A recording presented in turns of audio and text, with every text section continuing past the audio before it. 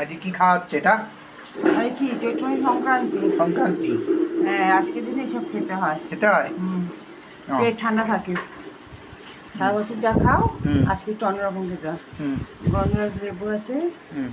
নারকেল তো আনলে না, নারকেলও খাওয়া যায় আজকে। নারকেলে খেতে হবে না, এই খাও। মুরগি, দই আর হচ্ছে কলা, এই দিয়ে একটু আজকে মিষ্টি আমাদের দিলে ভালো হতো। রসগোল্লা, কালাকাঁদ।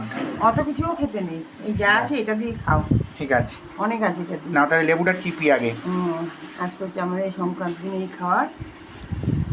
তোমরা সংক্রান্তিতে কে কী খাওয়াও অবশ্যই একটু কমেন্টস করে জানিও। আসতে করছি ইচ্ছে টক কিন্তু বেশি, গন্ধ আছে, দেখো গন্ধ বেরোচ্ছে। বেশি দিও না, টক হয়ে যাবে। তাহলে এইটুকুই থাক নাকি? ওইটা সরিয়ে দাও, ওই পাশে রেখে দাও। এই হচ্ছে আজকে আমাদের সকালে ব্রেকফাস্ট সংক্রান্তির দিন।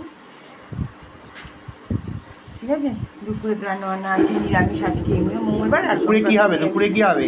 ওই তো একটু পাঁচমি করবো, টক ডাল করবো, 5 রকম ভাজা করবো। কলাটা কেমন দিয়েছে? কলাটা খেয়ে দেখো।